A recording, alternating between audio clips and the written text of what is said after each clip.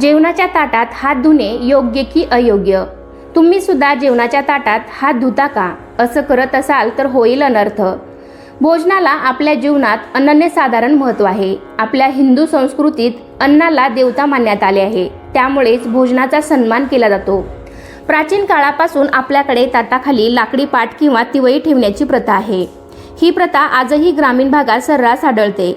यामागे अन्नदेवतेचा सन्मान करण्याची भावना असते. याशिवाय अनेक भागात जेवणानंतर ताटातील पाणी पिण्याचीही परंपरा आहे. यामागे अन्नाच्या प्रत्येक कणाला सन्मान देण्याचीच भावना आहे. भोजनापूर्वी हे अन्न ईश्वर स्वरूप आहे अशा आशयाच्या प्रार्थना किंवा श्लोक म्हणण्याची ही पद्धत आहे. काही भागात ताटात हात धुणे अयोग्य मानण्यात येते. असे केल्याने अन्नदेवतेचा अपमान होतो असे मानण्यात येते. त्यामुळे ताटात हात धुतले जात नाहीत. याउलट देशातील दक्षिणेकडील प्रांतामध्ये काही संप्रदायात ताटात हात धुणे योग्य समजले जाते. ताटात हात धुणे म्हणजे अन्नदेवतेचा सन्मान समजण्यात येतो. दोन्ही प्रथा परस्पर भिन्न असल्या तरी भावना मात्र अन्नदेवतेच्या सन्मानाचीच आहे. त्यामुळे ताटात हात धुणे किंवा न धुणे या गोष्टीपेक्षाही अन्नाची नासाडी होणार नाही ही भावना अधिक महत्त्वाची आहे. त्यामुळे भोजनापूर्वी भोजनमंत्र म्हणून प्रसन्न मनाने भोजन करावे. अन्न हे परब्रह्म असल्याने अन्नाचा सन्मान करावा. तुम्ही जर जेवणानंतर ताटात हात धुवत असाल तर आजच ही गोष्ट करणे बंद करा. कारण जेवल्यावर त्याच ताटात हात धुतल्यास त्याचे विपरीत परिणाम होऊ शकतात. भारतीय खाद्य संस्कृती जगात प्रसिद्ध आहे. आपल्या मसाल्यांचा भल्याभल्या देशांना हेवा वाटतो. ज्याप्रमाणे आपली खाद्य संस्कृती प्रसिद्ध आहे त्याचप्रमाणे आपल्या भारतीय परंपरेत जेवणाला पूर्ण ब्रह्म असं म्हटलं गेलं आहे. जेवताना भारतीय संस्कृतीत काही नियम सांगितले गेले आहेत. हे नियम आपले आजी आजोबा आपल्याला शिकवत असतात. मात्र एक गोष्ट कटाक्षाने पाळली गेली पाहिजे ती म्हणजे जेवल्यावर त्याच ताटात हात धुवू नये. तुम्ही असं करत असाल तर आजच ही गोष्ट करणे बंद करा. कारण जेवल्यावर त्याच ताटात हात धुतल्यास त्याचे विपरीत परिणाम होऊ शकतात. जेवणाच्या ताटात हात धुतल्याने काय होतं? अन्नाचा अनादर करणे हे शास्त्रात पाप मानलं गेलं आहे. जेवणाच्या ताटात हात धुतल्यास माता लक्ष्मी आणि माता अन्नपूर्णा दोघीही नाराज होतात असं म्हटलं जातं. त्यामुळे कधीही जेवणाच्या ताटात हात धुवू नये. ताटात अन्न सोडू नये किंवा अगदी अन्नाचा एक दाणाही ताटात व्यर्थ जाऊ नये असं शास्त्रात सांगितलं गेलं आहे. जेवण झाल्यावर ताटात हात धुणे अशुभ का मानले जाते? तर त्यामागे सुद्धा शास्त्र आहे. आपल्याकडे 16 संस्कारामध्ये एक संस्कार आहे अन्नग्रहण संस्कार. हा संस्कार 5-6 महिन्याच्या शिशुवर केला जातो. तिथपासून पुढे आयुष्यभर या संस्काराचे पालन आपण करत असतो. जेवणाच्या सवयी, नियम आणि शिस्त याचा थेट संबंध आपल्या आरोग्याशी असतो. म्हणून चुकीच्या सवयी निदर्शनास आल्यावर त्यास लगेचच काढून टाकल्या पाहिजेत. जसे की जेवण झाल्यावर ताटात हात धुणे. बऱ्याच घरात जेवण झाल्यावर ताटात हात धुण्याची सवय असते. ही सवय अत्यंत चुकीची आहे आणि त्याला कोणताही शास्त्र आधार नाही. उलट तसे करणे फार ओंगळवाणे दिसते. एक वेळ जेवण झाल्यावर स्वतःचे ताट उचलून ते धुवून टाकावे. यात शिस्त दिसून येईल. परंतु ताटात हात धुणे हे शास्त्राला धरून नाही. शास्त्रानुसार अशा चुकीच्या सवयीमुळे दारिद्र्य येऊ शकते. अन्नातून आपल्या शरीराला ऊर्जा प्राप्त होते. त्या अर्थी अन्न हे शक्तीचे रूप आहे. म्हणूनच अन्न देणाऱ्या शक्तीला आपण अन्नपूर्णा असे म्हणतो. आणि सकस भोजनाने प्राप्त झालेल्या शक्तीचा सुयोग्य वापर करून माता लक्ष्मीलाही प्रसन्न करतो. परंतु रिकाम्या ताटात खरकट्या हाताचे पाणी टाकणे हा अन्नपूर्णेचा अपमान आहे.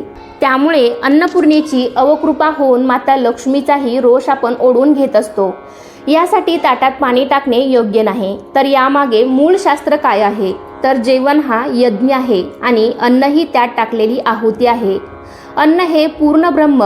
उदरभरण नोहे जाणीजे यज्ञ कर्म असे आपण जेवणापूर्वीच्या श्लोकात म्हणतो. याचा अर्थ पोट भरावे म्हणून जेवत नाही तर शरीराला ऊर्जा प्राप्त व्हावी म्हणून जेवतो.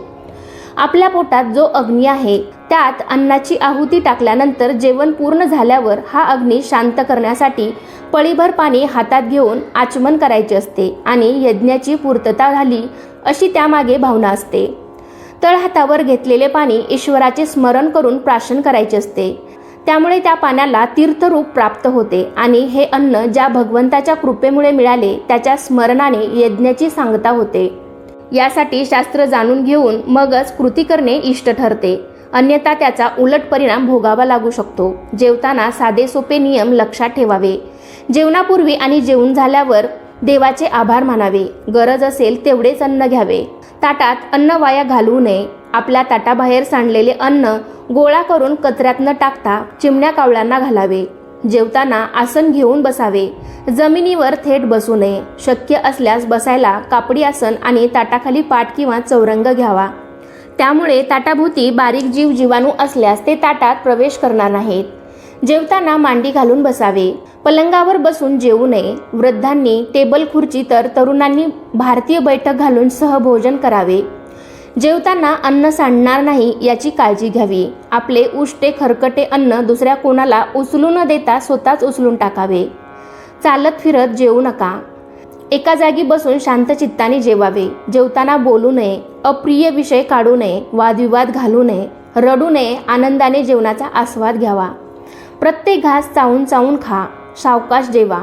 चमच्यांचा वापर करण्याऐवजी हाताने जेवा, त्यामुळे अन्नस्पर्श आणि अन्नरस याची जाणीव समृद्ध होते, अन्न देणाऱ्या परमेश्वराचे, अन्न पिकवणाऱ्या बळीराजाचे आणि अन्न रांधून वाढणाऱ्या अन्नपूर्णेचे आभार मानायला विसरू नका, हवं तितकंच अन्न ताटात घ्यावं, अनेक वेळा आपण जेवतो त्यापेक्षा जास्त अन्न ताटात टाकतो, असे करणे चुकीचे आहे, कारण ताटात अन्न टाकणं हे महापाप समजलं जातं, ज्याला अन्नाचे महत्त्व कळत नाही तो पापाचा भागी होतो, म्हणूनच जितकं अन्न ग्रहण करू शकतो तितकंच अन्न ताटात वाढून घ्यावं, ताटात 3 भाकऱ्या किंवा पोळ्या घेऊ नयेत, ताटात एकत्र 3 भाकऱ्या किंवा 3 पोळ्या वाढून घेणं हे अशुभ असतं असं शास्त्रात सांगितलं गेलं आहे, सनातन परंपरेत 3 पोळ्या एकत्र असणं असं ताट मृत व्यक्तीला समर्पित केल्यासारखं आहे, लाकडाच्या पाटावर किंवा लाकडी टेबलावर ताट ठेवून जेवावं, तुम्ही चटईवर बसूनही जेवू शकता, एका हाताने ताट कधीही पकडू नका,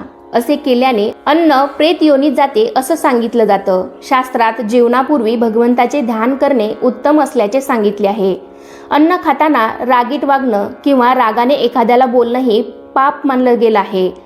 आशा करते आजच्या व्हिडिओमध्ये दिलेली माहिती आवडली असेल, व्हिडिओ आवडला असेल तर व्हिडिओला लाईक करा, तुमच्या फ्रेंड फॅमिलीमध्ये शेअर करायला विसरू नका। धन्यवाद। सर्वांना श्री स्वामी समर्थ।